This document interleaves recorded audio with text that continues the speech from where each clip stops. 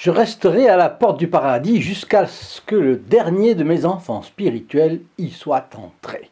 Vous connaissez cette promesse du Padre Pio. Marchons dans le sillage de ses conseils spirituels et nous serons sûrs de compter sur un avocat puissant le jour où nous aurons besoin de son intercession.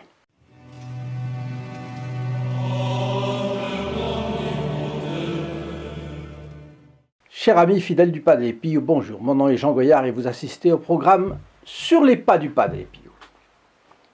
Aujourd'hui, 3 conseils spirituels du Padre Pio contre l'égoïsme. J'ai l'idée de faire comme on le fait dans une famille, discuter régulièrement de quelques conseils du Padre Pio, comme ça, entre nous. Mais j'aimerais savoir avant, évidemment, si c'est un format susceptible de vous intéresser. Dans les commentaires que vous me laisserez, dites-moi si cela correspond à ce que vous souhaitez, si ça peut vous être utile, qu'on fasse ça de temps en temps, si cela répond à un intérêt de votre part, ou si au contraire cela vous ennuie. En attendant vos commentaires, je vous annonce que vous pouvez recevoir la photo du Padre Pio sur simple demande. Elle est gratuite, le port est gratuit et le coup de fil pour la demander est gratuit depuis la France métropolitaine. Appelez le 08 05 36 08 47. Depuis les Dom-Tom, c'est le même numéro, mais au prix d'un appel local. Et puis, depuis le Canada, composez le 1 844 398 88 67. Premier conseil du Padre Pio, celui qui s'aime lui-même ne connaît pas Dieu qui est flamme ardente de l'amour. L'âme humaine ne connaît que 2 amours, l'amour de soi et l'amour de Dieu. Quand l'amour de soi est justement réglé, c'est en son nom que l'on s'alimentera correctement, que l'on respectera sa propre vie, que l'on s'autorisera le repos nécessaire, que l'on prendra les loisirs légitimes pour prendre des forces, car la vie est un combat contre le monde, contre le diable et contre soi. À cause du péché originel, l'amour de soi a une propension absolument phénoménale à se développer. C'est un ressort, si vous voulez, qui tend à occuper toute la place dans notre âme.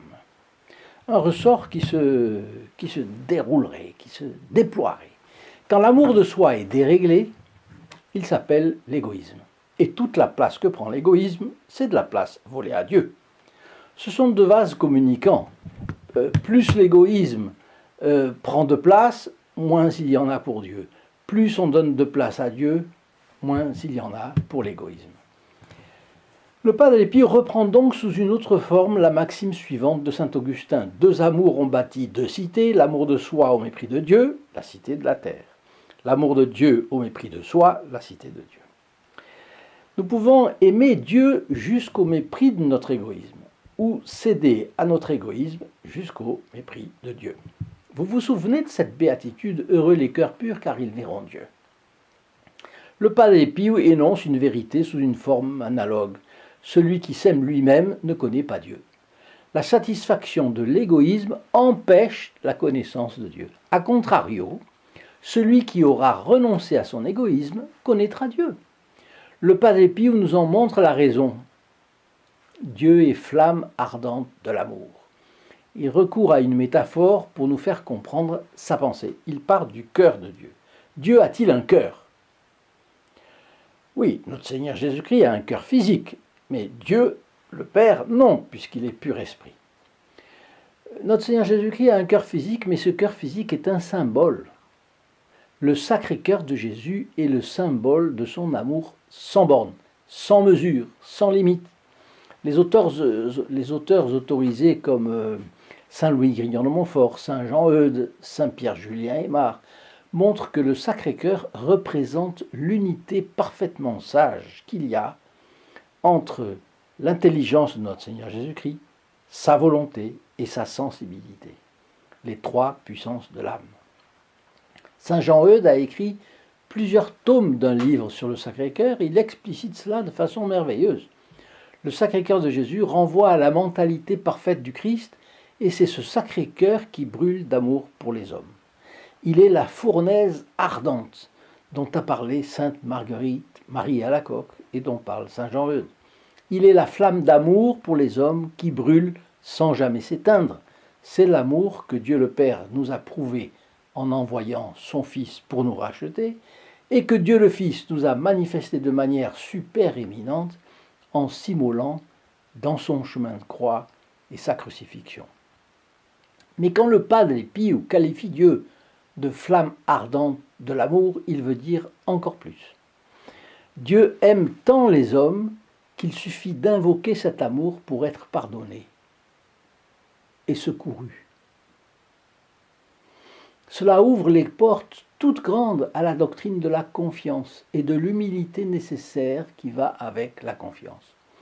Ayons l'humilité de reconnaître que sans Dieu, nous ne pouvons rien faire. Recourons à lui pour tout et n'importe quoi. Recourons à lui pour les choses grandes et pour les choses les plus petites. Réfugions-nous dans ses bras comme le petit enfant dans ceux de son Père et abandonnons-nous totalement à sa divine providence. Rien ne pourra nous arriver qu'il ne le sache et qu'il ne le permette pour le bien de notre âme. C'est une école de confiance et de docilité. Vous savez le problème ? Nous nous méfions de Dieu. Nous craignons qu'après nous être abandonnés à son amour et à la confiance en lui, il nous demande plus que ce que nous voulions donner. C'est affreux, c'est horrible, c'est le contraire de la générosité. C'est notre égoïsme qui freine des quatre fers. Alors que, voyez, sainte Thérèse de Lisieux, mon Dieu, je choisis tout, c'est-à-dire tout ce que vous voudrez, car vous êtes le meilleur formateur de mon âme. Je vous laisse faire de moi tout ce que vous voudrez. La confiance absolue, l'abandon. Vous voyez combien le Padre Pio nous donne le conseil caché derrière cette petite phrase. Celui qui s'aime lui-même ne connaît pas Dieu, qui est flamme ardente de l'amour. C'était le premier conseil. Le deuxième, heureuse l'âme qui atteint la beauté voulue par Dieu, parce qu'elle attire non seulement le regard des anges, mais surtout celui de Jésus. Dieu, créateur de toutes choses, visibles et invisibles, sagesse éternelle, n'avait pas besoin des hommes. Par amour, il les a créés et a voulu leur donner une participation à sa gloire, à sa vie, à sa beauté. Bien sûr, l'homme devait répondre à l'amour de Dieu par une épreuve d'amour, par une preuve d'amour. C'est le moins qu'il put faire. L'homme passe donc par l'épreuve de la vie. Dieu lui fournit pour cela des aides insignes. L'Église, d'abord, qui est le miroir où l'on retrouve le visage du Christ, les traits, la vérité, la bonté, la beauté de notre Seigneur. Par l'Église, l'homme reçoit les sacrements, la liturgie, les 1000 grâces qui découlent des sacrements pour chacun, et 1000 autres choses encore. Parce que sans l'Église, l'homme serait sans boussole. L'Église est pour les hommes la boussole, en même temps la boussole et l'horloge. Vous savez, cette horloge qui est placée en haut de nombreux clochers, elle donne l'heure sur laquelle ils sont tous invités à se calquer. Elle est donc l'heure en matière de doctrine. L'Église est à la fois la juste boussole qui indique le nord et toutes les autres directions.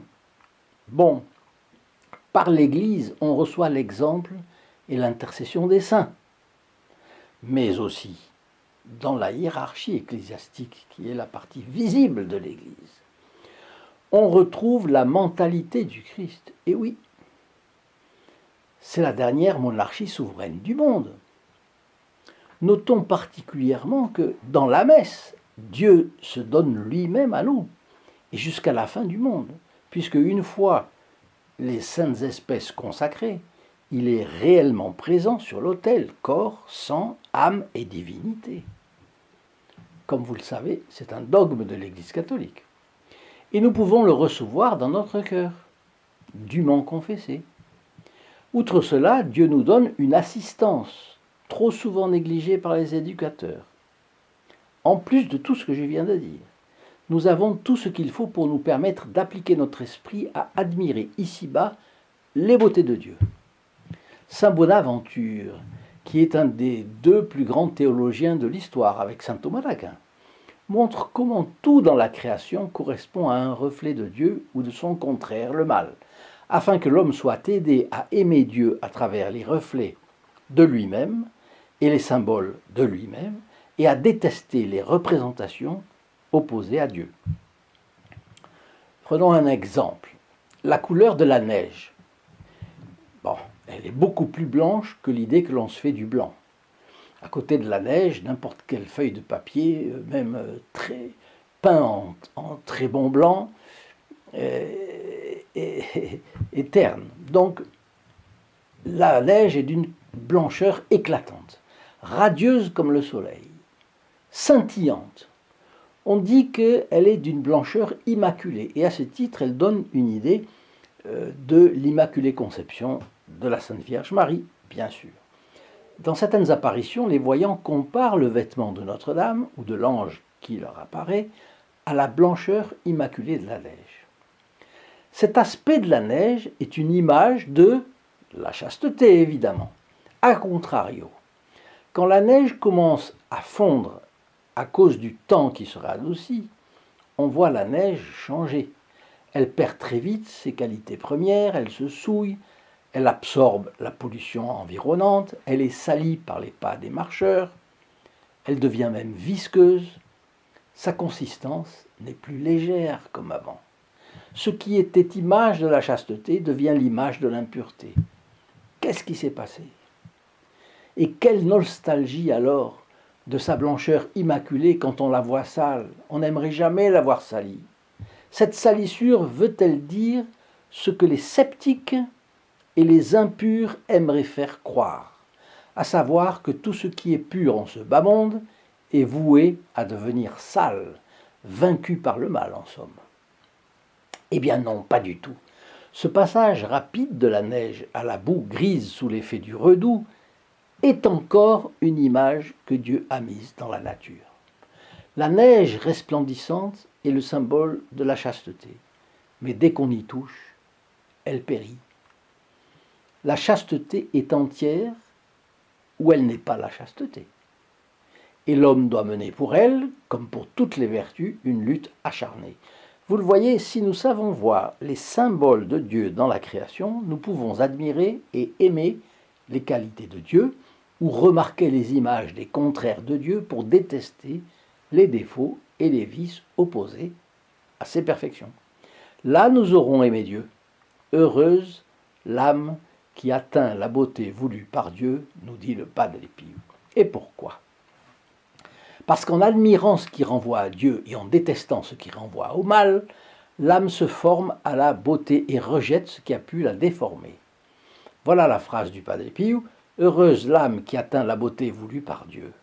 Et la conséquence, cette âme attirera le regard des anges qui accourront à son secours en toutes circonstances.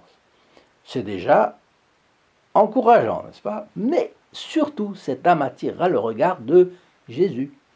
Si nous bénéficions du regard de Jésus, nous bénéficions aussi du regard de Marie, car le Fils et la Mère, c'est tout un dans le sens donné par saint Jean-Eudes. Vous savez que saint Jean-Eudes a commencé un de ses plus importants ouvrages en voulant étudier, comme il le dit, le Sacré-Cœur de Jésus et le cœur très admirable de Marie.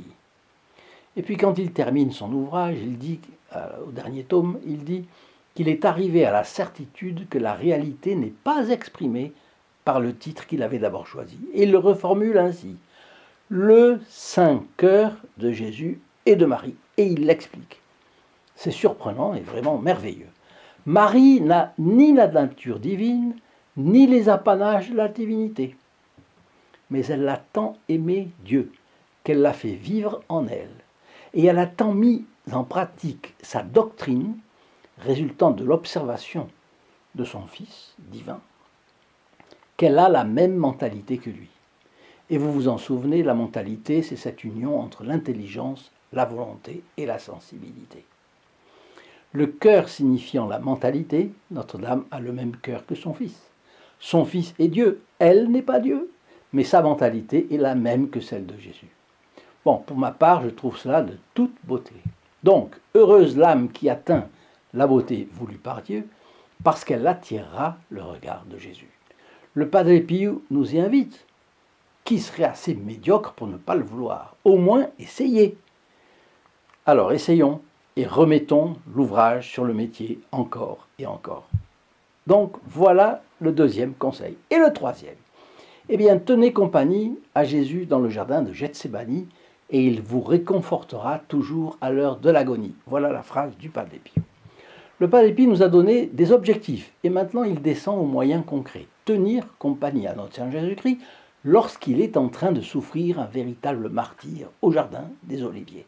Ce n'est ni la flagellation, ni le couronnement d'épines, ni les 3 chutes sous le poids de la croix lors de son chemin de croix, ni la meurtrissure inouïe de la croix qui creuse son épaule. Ce n'est pas non plus sa crucifixion, mais au jardin des Oliviers, il voit tout cela, tout ce qui se profile devant ses yeux. Il le sait, il est Dieu, et ça il le sait. Et c'est déjà l'angoisse mortelle. Mon Dieu, s'il est possible que ce calice s'éloigne de moi, mais que votre volonté soit faite et non la mienne. Par une disposition divine et en vertu de son propre consentement, sa nature divine s'est éclipsée, sa nature humaine souffre comme si elle n'était pas aidée par sa divinité, unie pourtant hypostatiquement à sa nature humaine. Il en est arrivé à transpirer des gouttes de sang, ce qui, selon les spécialistes du Saint-Suaire qui en ont parlé, est suffisant pour tuer n'importe quel homme. Si la souffrance est telle qu'il transpire du sang, c'est qu'il y a une osmose entre les veines ou les artères et la surface de la peau. C'est une caractéristique de quelqu'un qui meurt. Il a fallu un miracle pour que notre Seigneur Jésus-Christ ne meure pas à cette occasion. Physiquement, il se trouve donc à une apogée de souffrance, mais le pire est évidemment sa souffrance morale. Il voit le péché que cela représente, le péché cruel, le péché hurlant, le péché conscient et volontaire de ceux qui savaient. La gravité du déicide, l'ingratitude de ceux qui, à Jérusalem, dans ces jours-là, ont su qu'il était vilipendé et n'ont pas bougé par peur du regard des autres. Pourtant, nombreux avaient bénéficié de ces miracles au long de sa vie. Enfin tout. Il voit les âmes de ceux qui font peu de cas de ses bienfaits pour eux et de son sacrifice, qui gaspillent son sang versé, qui font comme ceux qui jettent les perles au porc. Mais encore plus, notre Seigneur Jésus-Christ voit tous les péchés depuis la création de l'homme jusqu'à la fin du monde et il en est littéralement accablé. Il sait ce qu'est la laideur de chaque péché et il est conscient de l'offense que cela représente pour Dieu, pour chacun des personnes, des personnages. Mais un ange vient le consoler. Selon une pieuse tradition, c'est un ange chargé de lui montrer aussi tout le bien qui est arrivé et arrivera jusqu'à la fin du monde, grâce à son sacrifice. Tous les justes qui seront sauvés grâce à ses souffrances. Tous les actes vertueux qui ont été et seront jusqu'à la fin du monde. Le Padre Pio nous encourage à venir en esprit au jardin de Gethsémani, remercier Jésus de tout ce qu'il a fait pour nous, lui demander pardon pour nos péchés et ceux de notre pays, faire des actes de réparation pleins d'amour pour lui, et enfin lui demander tout ce dont nous avons besoin, en particulier le courage dans les épreuves. Quand viendra l'heure des épreuves, nous trouverons en lui le réconfort, la patience, l'endurance, le courage, la confiance. Un superstitieux pourrait dire « Mais non, il ne faut pas penser à l'agonie du Christ, ni à ses souffrances, ni aux nôtres d'ailleurs, cela pourrait les faire venir. » Outre que ce serait un vil essai de justification à toutes les paresses et à toutes les nonchalances, ce serait aussi faux que de dire que rêver au bonheur le fait venir. Ne pas regarder la vérité en face, négliger les bons moyens de se préparer et rêver les yeux ouverts caractérise les âmes molles et sans vigueur. Prendre ainsi de la distance avec le ciel ne serait pas un bon conseil, car aucune âme molle ne saurait entrer au ciel, et dans le cas le moins grave, il lui faudrait passer par un purgatoire conséquent jusqu'à être totalement purifié de sa mollesse. Le Padre Pio nous enseigne donc comment nous préparer. Tenir compagnie à notre Seigneur Jésus-Christ au jardin des Oliviers, cela c'est admirer notre Seigneur. L'admirer, c'est l'adorer. Cela correspond au premier commandement de la loi de Dieu, c'est faire vivre en nous Jésus crucifié et c'est puiser nos forces à la seule source d'eau vive. Les uns pour les autres, prions donc à cette fin. Au revoir Si vous avez aimé cette vidéo, n'oubliez pas de le dire, de la partager à vos amis sur les réseaux sociaux. In nome del Padre, del Figliolo e dello Spirito Santo, e così sia. Sia lodato Gesù e Maria, oggi e sempre.